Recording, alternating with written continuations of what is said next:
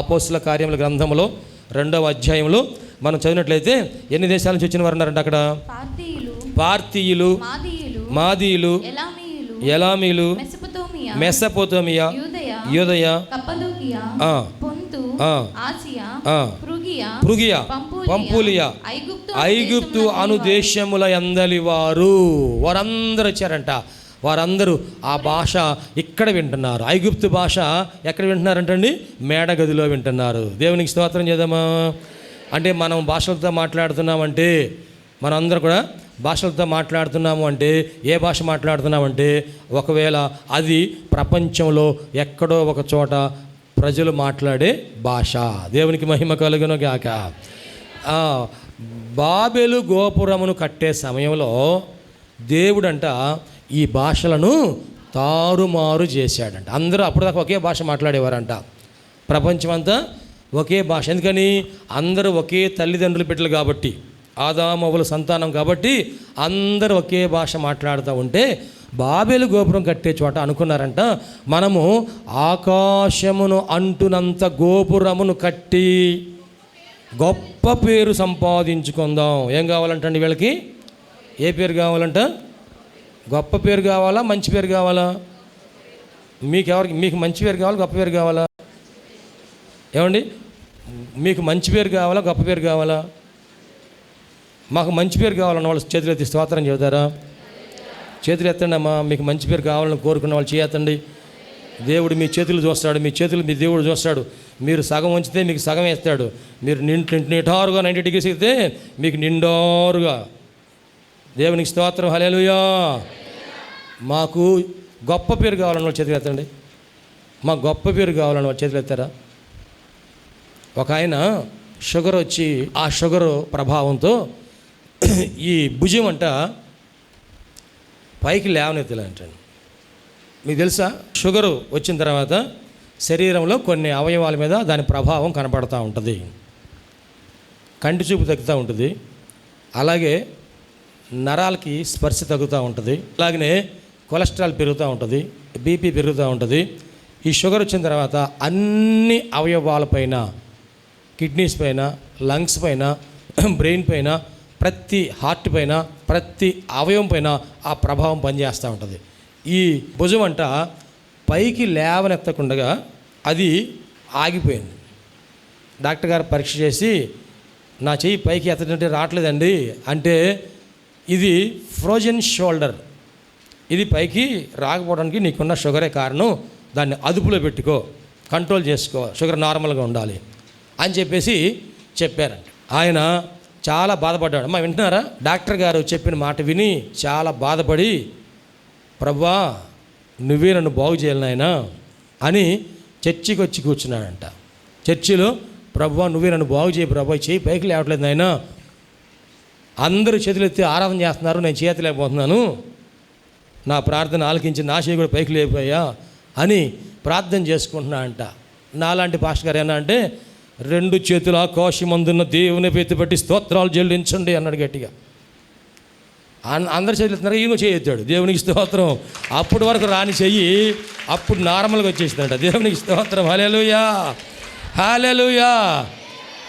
మనం దేవుణ్ణి స్తుతించేటప్పుడు పూర్ణ హృదయంతో స్తుతించాలండి. ఎందుకంటే ఆయన ఏం చేస్తాడంటే నీ హృదయం ఎలా ఉందో చూస్తాడు, నీ మనసు ఎలా ఉందో చూస్తాడు, నీ విశ్వాసం ఎలా ఉందో చూస్తాడు, నీ ఆరాధన ఎలా ఉందో చూస్తాడు. ప్రేమైన దేవుని బిడ్డలు గమనించండి. మనము ఈ లేఖన భాగంలో గమనించినట్లయితే ఏ అంశం నుంచి వచ్చాక మనం మేడగదిలో అన్య భాషలతో వారందరూ మాట్లాడుతున్నారు కదా. అన్య భాషలతో వారు మాట్లాడే సమయంలో ప్రపంచంలో ఏదో ఒక భాష మనం మాట్లాడుతాం. అందరూ వచ్చారంట, 11 దేశాల నుంచి వచ్చిన వాళ్ళందరూ వచ్చి ఈ భాషలు ఏంటంటే వారు అనుకున్నారంట, వీరేదో కొత్త మద్యముతో నిండినారు, కొత్త మందు ఆగారా, ఇది ఏదో కొత్త మందు ఆగారు అందుకని ఇట్లా కేకలేస్తున్నారు అని కొంతమంది అనుకున్నారంట. కొంతమంది ఏమో వీరు మా భాషతోనే మాట్లాడుతున్నారు అని కొంతమంది అనుకున్నారంట. అంటే ఆత్మతో నింపబడిన తర్వాత దేవుడు మనకి ఏ కృపావరం ఇస్తున్నాడంటే భాషలు మాట్లాడే కృపావరం. అంటే పరిశుద్ధ ఆత్మ ద్వారా 9 కృపావరాలు దేవుడు ఏదో ఒకటి తప్పనిసరిగా మనకు ఇస్తాడు. అయితే మొట్టమొదట మనకు బయటికి కనపడేది ఏంటంటే భాషలు మాట్లాడే వరం. దేవునికి స్తోత్రం అండి. ఆయన మన నాలుకను తాకినప్పుడు మనం స్తుతిస్తూ ఉండగానే మనం తెలుగులో మన మాతృభాషలో, నీ మాతృభాష ఏదైనా సరే నీవు స్తుతిస్తూ ఉన్నప్పుడు ఆ భాష కాకుండా నూతనమైన భాష, అన్య భాష దేవుడు మనకు దయచేశాడు. ఒకవేళ ఆ భాషలతో మనం మాట్లాడేటప్పుడు ఏం జరుగుతుందంటే కొరింథీయులు రాసిన మొదటి పత్రిక 14వ అధ్యాయము 3వ వచనం చదవండి దయచేసి. కొరింథీయులు రాసిన మొదటి పత్రిక 14వ అధ్యాయము 3వ వచనంలో అక్కడ హెచ్చరికయు ఆదరణీయు కలుగునట్లు ప్రవచించువాడు మనుషులతో మాట్లాడుచున్నాడు. భాషతో మాట్లాడువాడు తనకే క్షేమాభివృద్ధి కలుగజేసుకొనును గాని ప్రవచించువాడు సంగమునకు క్షేమాభివృద్ధి కలుగజేయును. రెండవ వచనం చదవండి. ఎందుకనగా భాషతో మాట్లాడువాడు మనుషులతో కాదు దేవునితో మాట్లాడుచున్నాడు. భాషతో మాట్లాడేవాడు మనుషులతో కాదు దేవునితో మాట్లాడుచు ఉన్నాడు. దేవునితో. భాషతో మాట్లాడేవారు ఎవరితో మాట్లాడుతున్నారంటండి? అంటే నీకు తెలిసినా తెలియకపోయినా జాగ్రత్తగా వినండి. మనకు తెలిసినా తెలియకపోయినా భాషలతో మాట్లాడేవారు మనుషులతో కాదు కానీ దేవునితో మాట్లాడుచు ఉన్నారు. దేవునికి మహిమ కలుగును గాక. హల్లెలూయా. పెంతెకొస్తు దినమున వారందరూ కూడా అన్య భాషలతో మాట్లాడి దేవుని నామాన్ని ఘనపరిచారు. ఆ 14వ అధ్యాయంలోనే మనం మరి కొన్ని విషయాలు తెలుసుకున్నట్లయితే అక్కడ ఏమని రాయబడింది అంటే పౌలు గారు సాక్ష్యం చెప్పాడండి. పౌలు గారు ఏమన్నాడంటే మనము భాషతో మాట్లాడితే 4వ వచనంలో తనకే క్షేమాభివృద్ధి కలుగజేసు. నువ్వు భాషతో మాట్లాడితే ఏం చేసుకుంటున్నావు అంటే నీకు క్షేమాభివృద్ధిని కలుగజేసుకుంటున్నావు. అలాగనే 13వ వచనం చూద్దాం. 13వ వచనం భాషతో మాట్లాడువాడు అర్థము చెప్ప శక్తి కలుగుటకై ప్రార్థన చేయవలెను. నేను భాషతో ప్రార్థన చేసిన ఎడల నా ఆత్మ ప్రార్థన చేయును. నేను భాషతో ప్రార్థన చేసిన ఎడల నా ఆత్మ ప్రార్థన చేయును. దేవునికి స్తోత్రం చేద్దామండి. 2 చేతులతో ఆకాశమందున దేవునికి స్తోత్రాలు చేద్దామా. హల్లెలూయా. నేను భాషతో ప్రార్థన చేసిన ఎడల నా ఆత్మ ప్రార్థన చేయను. కానీ నా మనసు ఫలవంతముగా ఉండదు. కాబట్టి ఆత్మతో ప్రార్థన చేతును మనసుతోనూ నేను ప్రార్థన చేసేదను. దేవునికి స్తోత్రం. ఇప్పుడు గమనించండి, పరిశుద్ధాత్మ దేవుడు మనలోనికి వచ్చినప్పుడు మనకి ఏం జరుగుతుందా అంటే మనము అన్య భాషలతో ప్రార్థన చేస్తాం. అన్య భాషతో ఎప్పుడైతే మనం ప్రార్థన చేస్తున్నామో దేంట్లో ప్రార్థన చేస్తున్నామంట? ఆత్మలో ప్రార్థన చేస్తాం. ప్రార్థనలో చాలా అనుభవాలు ఉన్నాయి. ఏమండి? ఎడతెగని ప్రార్థన. ఏమండి? ప్రార్థన వేరు, ఎడతెగని ప్రార్థన. ప్రార్థన వేరు, మొరపెట్టడం వేరు. అవునా కదా? Yes or no? ప్రార్థన వేరు, మొరపెట్టడం వేరు. అలాగని ఎడతెగని ప్రార్థన, మెలకువగలిగిన ప్రార్థన, విసుగక నిత్యము చేసే ప్రార్థన, అలాగనే కన్నీటి ప్రార్థన, ఏకాంత ప్రార్థన. వీటన్నిటికంటే ఇంకా ఉత్తమమైనది ఏదా అంటే ఆత్మలో ప్రార్థన. గట్టిగా చెప్పట్లు కొడుతూ యేసయ్యకి మహిమ చెల్దామా. పరిశుద్ధాత్మ దేవుడు నీలోనికి వచ్చిన తర్వాత ఆయన ఏం చేస్తాడంటే మనల్ని ఆయన మనకు సహాయం చేస్తున్నాడు. రోమపత్రిక 8వ అధ్యాయము 26వ వచనములో గమనించినట్లయితే అక్కడ అటువలే ఆత్మ మనకు మన బలహీనతను చూచి మనకు సహాయము చేయుచున్నాడు. ఏలయనగా మనము యుక్తముగా ఎలాగు ప్రార్థన చేయవలెనో మనకు తెలియదు గాని ఉచ్చరింప శక్యము కాని మూలుగులతో ఆ ఆత్మ తానే మన పక్షముగా విజ్ఞాపనము చేయుచున్నాడు. ఏం చేస్తున్నాడంటే ఆయన మన పక్షముగా విజ్ఞాపన చేస్తా ఉన్నాడంట. దేవునికి మహిమ కలుగును గాక. నీటి బాప్తీసం పొందిన తర్వాత 1986 సంవత్సరంలో నేను నీటి బాప్తీసం పొందాను. ఆ తర్వాత పరిశుద్ధాత్మ బాప్తీసం కోసం నేను కనిపెట్టుకొని ప్రార్థన చేస్తున్నాను. దాదాపు నేను 86వ సంవత్సరం 87వ సంవత్సరంన్నర కాలము కనిపెట్టుకొని ప్రార్థన చేశా. నేను పరిశుద్ధాత్మతో సంవత్సరం దాకా అభిషేకించబడలా, నింపబడలా. నేను ప్రభువుని అడిగా, ప్రభువా నన్ను ఇంకా బాగుగా నువ్వు శుద్ధీకరించి నన్ను ఆత్మతో నింపు ప్రభువా. ఒకవేళ నేను ఎందువలన ఆత్మతో నింపబడలేకపోతున్నానో నా బలహీనతలు నాకు తెలియజే ప్రభువా. నేను నీతో ఒప్పుకొని సమాధాన పడతాను. నా పాపములన్నీ బావుగా కడిగివేసి నన్ను పరిశుద్ధపరిచి నీ పరిశుద్ధ ఆత్మతో నింపు ప్రభువా అని ప్రార్థన చేస్తూ ఉన్నా. ఒక రోజున 88వ సంవత్సరం జనవరి నెల 10వ తారీఖున ఆల్ నైట్ ప్రార్థన జరుగుతూ ఉన్న టైంలో ఆల్ నైట్ ప్రార్థనకి నేను వచ్చా. ఆల్ నైట్ ప్రార్థనలో నేను కూర్చొని ప్రార్థన చేస్తున్నా. ఎప్పుడు దాకా ప్రార్థన చేశామంటే 12 గంటల దాకా మొదటి సెషన్ జరిగింది. 10:11 గంటలకి మొదటి సెషను ముగించడం జరిగింది. 12 గంటలకల్లా మొత్తం క్లోజ్ చేయడం జరిగింది. అప్పుడు మొదటి సెషన్ 12 గంటలకు ముగిసింది. ఒక టీ బ్రేక్ ఇచ్చారు, మరలా అర్ధగంటలో ప్రార్థన స్టార్ట్ చేశారు. సెకండ్ సెషన్ స్టార్ట్ అయింది. ఆ సెకండ్ సెషన్ కూడా నేను ఉన్నాను. రాత్రి సెకండ్ సెషన్లో ఉన్నవారు స్తోత్రం చెప్తారా? రాత్రి సెకండ్ సెషన్లో ఉన్నవారు స్తోత్రం చెప్తారా? ఓ మై గాడ్, గిద్యోనుతో కూడా 32,000 మంది యుద్ధానికి బయలుదేరారంట. దేవుడు అన్నాడు, ఈ 32,000 మంది సమర్పణ కలిగిన వారు కాదు గిద్యోను, మంది ఎక్కువ మజ్జిగ పలసన, యుద్ధం అంటే భయంగా ఉంది అనుకున్న వాళ్ళందరూ వెళ్ళిపోమని చెప్పాయా అన్నాడు. ఒకటే మాట. దేనికి వెళ్తున్నారు వాళ్ళు? పిక్నిక్ కాదు. దేనికి వెళ్తున్నారండి? యుద్ధానికి వెళ్తున్నారు. యుద్ధం అంటే భయంగా ఉంది అని ఎవరైతే అనుకుంటారో యూ క్యాన్ గో అన్నాడు. అంతే. టీ దాకా సంపూర్ణ సంతోషంగా వెళ్ళిపోయారు. ఎంతమంది వెళ్ళిపోయారు? 32,000 మందిలో 22,000 మంది హాయ్ బాయ్ అని వెళ్ళిపోయారు. యుద్ధంలో ఉండలా.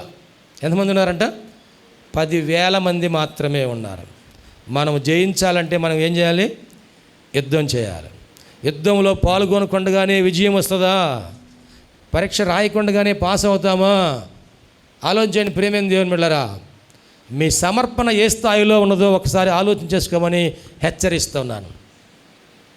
ప్రభు కోసం మీ సమయం ఎంత ఇస్తున్నారో ఒకసారి జ్ఞాపకం చేసుకోమని మనవి చేస్తూ ఉన్నాను. దేవుడి కంటే కూడా ముఖ్యమైన పనులు మీకుంటే నాకు తెలియదు, కానీ నాకు మాత్రం లేవు. నేను కూడా డ్యూటీకి వెళ్ళాను. పగలంతా కూడాను నేను పని చేసుకుని వచ్చాను. పౌలు గారు ఎలాగున్నా గుడారాలు పనిచేశాడో నేను అట్లాగనే ఒక ఉద్యోగం చేస్తా ఉన్నా. నా కుటుంబం, నేను దేవుడు నాకు ఇచ్చే జీతం మీద ఆధారపడి మేము బ్రతుకుతున్నాం. మందిరంలో వచ్చే ఒక పైసా కూడా ఖర్చు మేము మా కుటుంబం కోసం వాడుకోవట్లా. మా 10వ భాగం దేవునికి ఇస్తున్నాం. మిగిలిన డబ్బులు దేవుని పరిచర్య కోసం మేము అది కొలత లేకుండా లెక్క చూసుకోకుండా ఇచ్చేస్తున్నాం. దేవునికి మహిమ కలుగును గాక. నేను అలసిపోలేదా? నేను డ్యూటీకి వెళ్ళి రాలేదా? మళ్ళీ ఆదివారం మీరు ఏ టైంకి వచ్చినా రాకపోయినా మీకు సరిపోయిద్దేమో, కానీ నేను వచ్చి ఇక్కడ వాక్యం చెప్పాలి. మీరు వచ్చి కూర్చొని నిద్రపోయినా సరిపోద్దేమో, కానీ నేను మాత్రం నిలబడి నోరు చించుకొని గొంతు చించుకొని వాక్యం చెప్పాలి. నాకంటే ఎక్కువ బాధ్యతలు మీకు ఉన్నాయా? భారాలు మీకు ఎక్కువ ఉన్నాయా? ప్రేమైన దేవుని బిడ్డలారా, మీకంటే నేను వయసులో చాలామంది కంటే పెద్దవాడిని ఇక్కడ ఉన్నాను. మీకంటే కాంప్లికేషన్స్ నాకు ఉన్నాయి, మీకంటే ఇబ్బందులు నాకు ఉన్నాయి. కానీ రాత్రి 12 గంటల వరకు నేను ఉన్నాను. ఆ రాత్రి పూట నేను 12 గంటలు అయిపోయిన తర్వాత 1 గంట ఆ టైంలో ప్రార్థన చేస్తూ ఉన్నాం. అందరూ ప్రార్థన చేస్తూ ఉన్నాం. అక్కడ కొద్దిమంది ఉన్నారు, జాగ్రత్తగా గమనించండి. కొద్దిమంది ఉన్నారు. ప్రార్థన చేస్తూ ఉంటే సడన్గా దేవుని పరిశుద్ధాత్మ నా మీదికి బలముగా దిగి రావటం జరిగింది. దేవునికి మహిమ కలుగును గాక. హల్లెలూయా. ఆ రోజు నేను ఉపవాసం ఉన్నాను. చెప్తున్నానండి, మీరు అభిషేకించబడటానికి నేను పొందిన సాక్ష్యం చెబుతున్నా. ఆ రోజు నేను ఉపవాసం ఉన్నా. నీ ఉద్యోగం ఏదైనా, నీ వ్యాపారం ఏదైనా, మీ చేతి పని ఏదైనా, మీ కుటుంబ సమస్యలు ఏదైనా, మీ అవసరాలు ఏదైనా సరే మనము దేవుని దీవెన పొందాలి అంటే వాటన్నిటిని కూడాను జయించి దేవుని మందిరంలో మనం ఉండాలి, సంఘములో మనం ఉండాలి. 120 మంది ఇళ్లలో కూర్చొని ప్రార్థన చేసుకోలేరా? పేతురు గారికి ఇల్లు లేదా? ఆయన సొంత ఇల్లు ఉంది, అత్తగారి ఇల్లు ఉంది. ఏమండి? అందరినీ ప్రభు ఏం చెప్పాడంటే మీరు కనిపెట్టుకోనండి, యెరూషలేములోనే ఉండి కనిపెట్టుకోండి. అందరు కలిసి ప్రార్థన చేశారు. పెంతెకొస్తు దినమున అందరిపైన దేవుని పరిశుద్ధాత్మ దిగి వచ్చింది. నా జీవితంలో ఆ పెంతెకొస్తు దినము 1988 సంవత్సరం జనవరి నెల 10వ తారీఖున ప్రభు నాకు అనుగ్రహించి దీవించినందుకు దేవునికి మహిమ కలుగునుగాక. హల్లెలూయా. ఆ తర్వాత దేవుడు నన్ను భాషలు మాట్లాడే కృపావరముతో దీవించాడు. నేను స్తుతిస్తూ ఉండగా నోరు దేవా స్తోత్రం స్తోత్రం స్తోత్రం అంటూ ఉండగా తెలియకుండా అన్య భాషలు వచ్చేసినాయి. సంఘంలో నేను ప్రార్థన చేస్తున్నప్పుడు అన్య భాషలతో దేవుడు నన్ను ఆశీర్వదించి ఆయన ఆ కృపావరంతో నింపాడు. దేవునికి మహిమ కలుగునుగాక. హల్లెలూయా.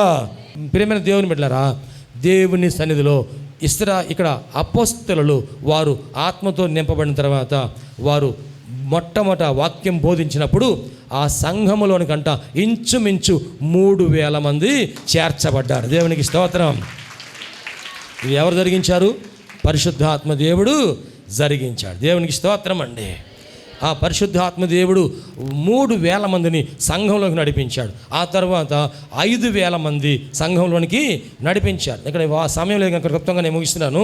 అపోస్తల కార్యములు 8వ అధ్యాయంలో మనం గమనించినట్లయితే 14 వచ్చిన నుండి సమరయ వారు దేవుని వాక్యము అంగీకరించిరని యెరూషలేములోని అపోస్తలులు విని యోహానును వారి యొద్దకు పంపిరి. వీరు వచ్చి వారు పరిశుద్ధాత్మను పొందవలనని వారి కొరకు ప్రార్థన చేసిరి. అంతకు ముందు వారిలో ఎవరి మీదను ఆయన దిగి ఉండలేదు. యేసు నామమున బాప్తిసం మాత్రము పొంది ఉండిరి. దేవునికి స్తోత్రం చేద్దామండి. హల్లెలూయా. 7 పెద్దలను ఏర్పాటు చేశారు.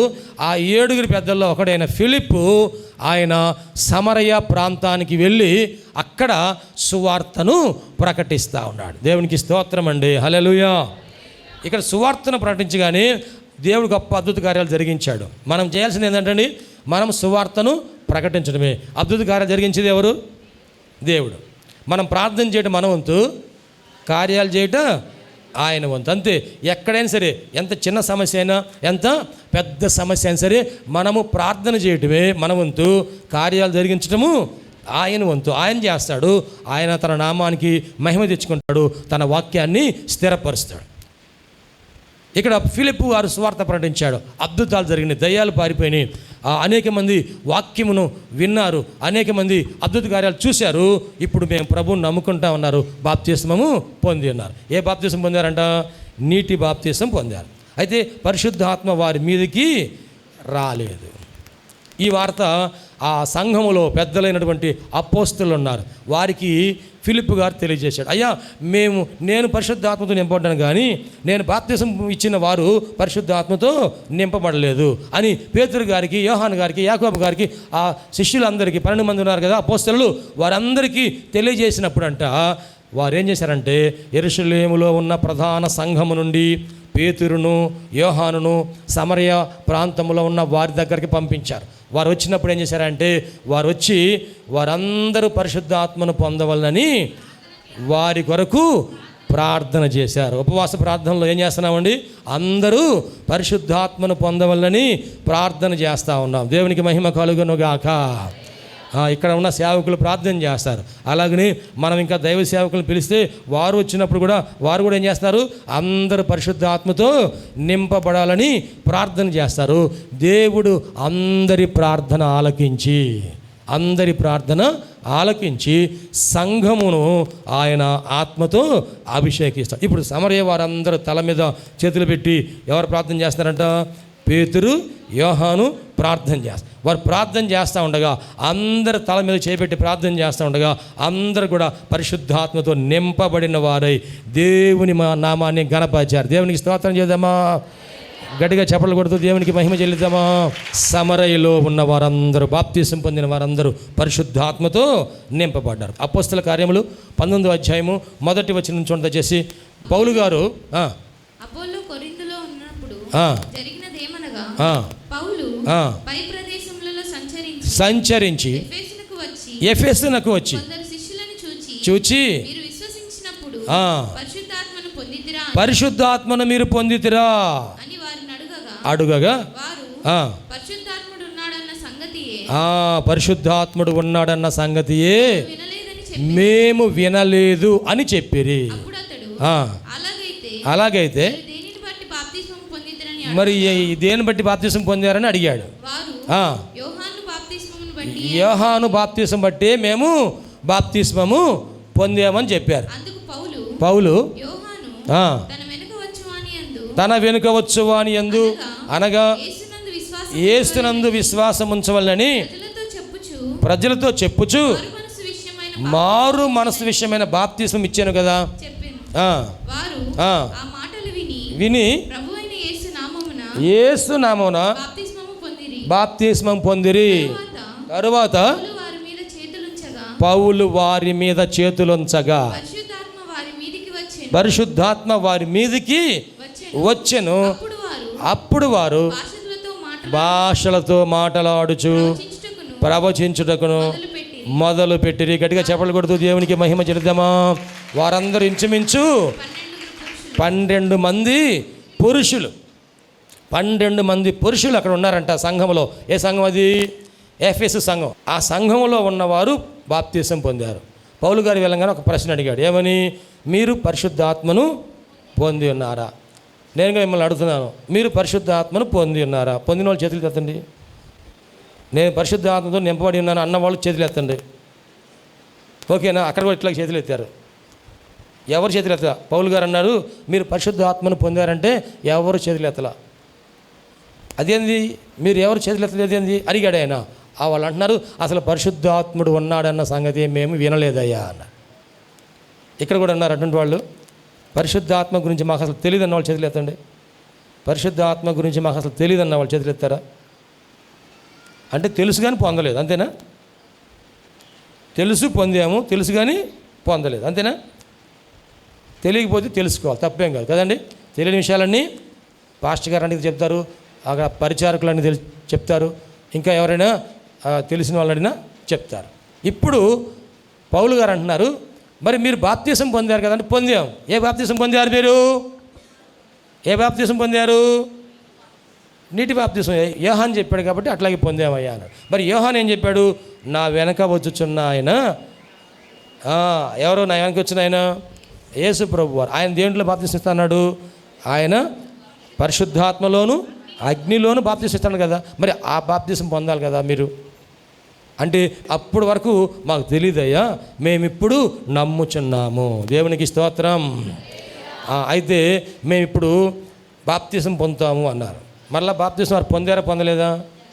Yes or no? ఏనండి జాగ్రత్త తినండి. బాప్తిసం మరలా పొందారా పొందలేదా? మరి బాప్తిసం ఎన్నిసార్లు పొందాలి? ఒక క్వశ్చన్ చాలామంది అడుగుతుంటారు, విశ్వాసులకు వచ్చే ప్రశ్న ఇది. బాప్తిసం ఎన్నిసార్లు పొందాలండి? ఒకసారి పొంది సరిపోదా? చిన్నప్పుడు బాప్తిసం ఇచ్చారు. ఎప్పుడు? 21వ రోజున బాప్తిసం ఇచ్చారు కదా. ఆ రోజు మంచి రోజు అనుకొని అప్పుడు నీళ్ళు ప్రోక్షించి, ఎందుకంటే ఏడుస్తున్నావుగా నువ్వు, నీళ్ళ ముంచితే వాళ్ళకి తెలియదు, నీకు తెలియదు కదా.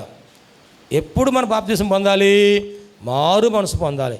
పాప క్షమాపణ, నా పాపాలన్నీ వేసే క్షమించాడు అని నిశ్చేత మనకి వచ్చినప్పుడు బాప్తిసం పొందాలి. ఇప్పుడు చిన్నప్పుడు కొంతమందికి బాప్తిసం ఇస్తున్నారు. ఆ బాప్తిసం సరైన బాప్తిసమేనా? ఇప్పుడు నాకు పెళ్లి చేయమంటే నువ్వు బాప్తిసం తీసుకుంటేనే పెళ్లి చేస్తాను, అది చేయను అంటున్నాడు పాస్టర్ గారు కొన్ని సంఘాల్లో, మన సంఘంలో కాదు. అందుకని ఏం చేస్తారు? పెళ్లి కోసం ఏం చేస్తున్నారండి? బాప్తిసం తీసుకుని. ఏ బాప్తిసం? అది చిలకరింపు, నీళ్ళలో ముంచటం, ఏ బాప్తిసం అయినా సరే అది పాప క్షమాపణ పొందిన తర్వాత తీసుకున్న బాప్తిసమేనా? కాదు. అది బాప్తిసం లెక్కలోనికి రాదు. అటువంటి అనుభవం కలిగిన వారు ఎవరైనా ఉంటే ఇప్పుడు నిజంగా పశ్చాత్తాపడి పాప క్షమాపణ కొరకు బాప్తిస్మం పొందాలి. ఇది నిజమైన ఏకైక సత్య బాప్తిస్మము. దేవునికి స్తోత్రం. ఈ సంఘంలో ఉన్నవారు వారు వాస్తవాన్ని అంగీకరించి తమ తప్పులు తెలుసుకొని బాప్తిసం పొందారు.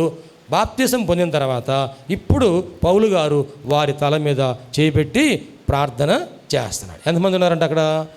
12 మంది ఉన్నారంట. 12 మంది మీద చేపెట్టి ప్రార్థన చేస్తే 12 మంది ఆత్మతో అభిషేకించబడ్డారు. దేవునికి స్తోత్రం అండి. హల్లెలూయా. ఏ సంఘంలో చూసినా కొంతమంది అభిషేకించబడుతున్నారు, కొంతమంది అభిషేకించబట్ల, అన్ని సంఘాల్లో కూడా. కానీ ఆ సంఘంలో అందరూ అభిషేకించబడ్డారు, ఆ మేడగదిలో అందరూ అభిషేకించబడ్డారు. దేవునికి మహిమ కలుగును గాక. ఆ పెంతెకొస్తు దినమున ఈరోజు అండి, ఈరోజు మన జీవితంలో పెంతెకొస్తు దినము వచ్చును గాక. నమ్మిన వారు చేతులెత్తి స్తోత్రం చెప్తారా? నా జీవితంలో పెంతెకొస్తు దినము వచ్చునుగాక.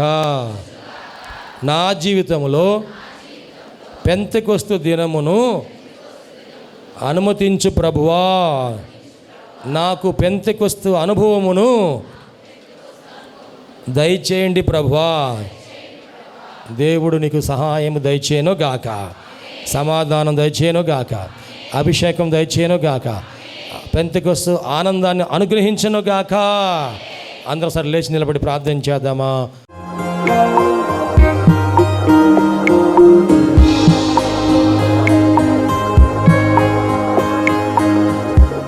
ప్రభునందు ప్రియ దేవుని బిడ్డలారా, ఎంతవరకు దేవుని వాక్యం విన్నందులకు ప్రభునామమున వందనాలు తెలియజేస్తున్నాం. మనం అందరం ప్రార్థనలో ఏకీపిద్దాం. తలలు వంచి కనులు మూసుకొని ప్రార్థనలో ఏకీపిద్దామండి. ప్రార్థించుకుందాం. మహోన్నతుడైన దేవ, పరిశుద్ధుడైన మా ప్రభువా, నీ పరిశుద్ధమైన పాదములకు వందనాలు. ఇదిగో నాయనా, ఈ వాక్యము ద్వారా మాతో మీరు మాట్లాడినందుకు వందనాలు ప్రభా. అవును, నువ్వు సజీవుడైన దేవుడు అయ్యా, మాట్లాడే దేవుడవు ప్రభా. ఈ వాక్యం మా హృదయంలో పదిలిపరుచుకుంటూ సహాయం చేయండి. సంపూర్ణమైన మారు మనసు మాకు దయచేయండి. పాప క్షమాపణ అనుభవం మాకు దయచేయండి. రక్షణ ఆనందం మాకు దయచేయండి ప్రభువా. ఈ అనారోగ్యములు, బలహీనతలు, సమస్యలు, శోధనలు, సైతాను ఆటంకాలు అన్నీ కూడా యేసుక్రీస్తు నామములో తొలగించండి నాయన. పరిశుద్ధాత్మ దేవ, మీ కార్యం జరిగించండి అయ్యా. మీరు మాకు తోడుగా ఉండి దీవించండి. మమ్మల్ని, మా కుటుంబం జ్ఞాపకం చేసుకోండి. మా బిడ్డలు మీరు ఆశీర్వదించండి ప్రభువా. మా కుటుంబంలో రక్షణ ఆనందం సంపూర్ణంగా దయచేయండి. ఎటువంటి అవసరాలని మీకు తెలిసినైనా ప్రతి అవసరతలో కూడా మాకు సహాయం దయచేయండి. అన్ని విషయాలు కూడా మీరు దీవించండి. ఈ టీవీ ప్రోగ్రాం చూసిన ప్రతి ఒక్కరిని పేరు వరుసన మీరు దీవించి రక్షించి మీరు అక్కడ కొరకు సిద్ధపరచండి.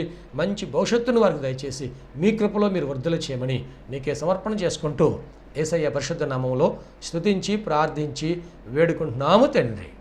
ఆమెన్. తండ్రి, కుమార, పరిశుద్ధాత్మ త్రియేక దేవుని దీవెన తోడుగా నడిపించను గాక. Amen, amen, amen. మీ అందరికీ ప్రభునామన వందనాలు. దేవుడు మిమ్మల్ని దీవించును గాక. ఆమెన్. ప్రభునందు ప్రియమైన సహోదరి సహోదరులందరికీ షకీనా ప్రార్థనా మందిరం తరపున హృదయపూర్వక వందనాలు తెలియజేస్తున్నాం. దేవుని కృప వలన 2012వ సంవత్సరంలో 350 గజముల స్థలంలో ఈ మందిరం నిర్మించుకోవడానికి ప్రభు కృపించారు. 2016వ సంవత్సరంలో నూతన స్థలం 180 గజముల స్థలం తీసుకోవడానికి ప్రభు సహాయం చేశారు. ఈ సమయంలో ఈ స్థలం అంతటిలో కూడాను మందిరం నిర్మించుకోవడానికి ప్రభు ఏర్పాటు చేసి ఉన్నారు కనుక ఈ మందిర నిర్మాణం, పాత మందిరం తీసివేసి నూతన మందిర నిర్మాణం కార్యక్రమం ప్రారంభించబడింది. నీ తేజస్సు, నీ ప్రభావం మీ స్థలంలో ఉంచండి ప్రభువా. మేమందరం కలిసి చేతులెత్తి ప్రార్థన చేస్తుండగా నీ మహిమ కార్యం ఈ స్థలంలో జరిగేటట్లు సహాయం చేసి దీవించండి. షకీనా ప్రభువా సహవాసాన్ని మీరు ఆశీర్వదించి నీ కృప చూపించి మహిమకరంగా ఈ కార్యం జరిగించి దీవించము. యేసు క్రీస్తు పరిశుద్ధ నామములో అడిగి వేడుకొనుచున్నాం తండ్రి. ఆమేన్, ఆమేన్. హల్లెలూయా, హల్లెలూయా, హల్లెలూయా. చేసి ఈ మందిర నిర్మాణం కొరకు మీరు అందరూ ప్రార్థన చేయాలని ప్రేరేపించ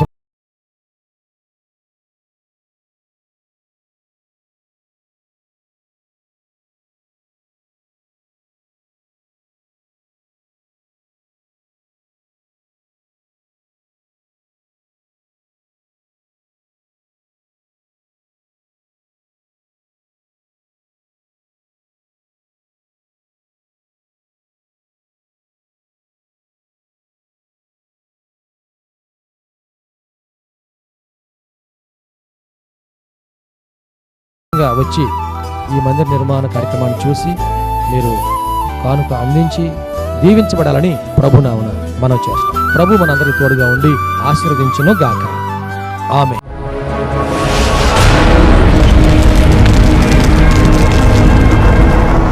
ప్రభునందు ప్రియమైన సహోదరి సహోదరులారా, షకీనా ప్రార్థనా మందిరము దేవుని కృప వలన 2012వ సంవత్సరము మే నెల 1వ తారీఖున ప్రతిష్ఠ చేయబడి దేవుని పరిచర్యలో అనేక మందికి దీవెనకరంగా ఉండడానికి ప్రభు కృప ఇచ్చి ఉన్నారు. దేవుడు ఆ మందిరము నిండిపోనట్లుగా అనేక మందిని ప్రభు నడిపించున్నారు. మందిరము సరిపోకపోవడం వలన మందిరం ప్రక్కనే ఉన్న ఖాళీ స్థలము కొనడం జరిగింది. 180 గజాల ఈ స్థలము తీసుకోవడానికి ప్రభు కృపను గ్రహించి ఆశీర్వదించారు. ఈ స్థలము భారీ వ్యయంతో కూడుకుంది కనుక ఈ స్థలమునకు కావలసినటువంటి మరి అవసరతలు చాలా ఉన్నాయి. దయచేసి ప్రభు మీ హృదయంలో ప్రేరేపించిన ప్రకారముగా మీరు మీ కానుకలు, అర్పణలు, మీ ఆర్థిక సహాయ సహకారాలు అందించి ఈ పరిచర్యలో మీరు పాలుపంపులు కలిగి దేవుని యొక్క దీవెన పొందవలసిందిగా ప్రభు నామమున మనవి చేస్తూ ఉన్నాం. మీ కానుకలు, మీ అర్పణలు మా యొక్క బ్యాంక్ అకౌంట్ నెంబర్కు పంపించాలనుకున్నవారు బ్యాంక్ అకౌంట్ పంపించండి. వ్యక్తిగతంగా మమ్మల్ని కలిసి మీరు ఇవ్వాలనుకున్నవారు వ్యక్తిగతంగా కలిసి మీరు ఇచ్చి దీవెనలు పొందాలని ప్రభు నామమున మనవి చేస్తూ ఉన్నాం.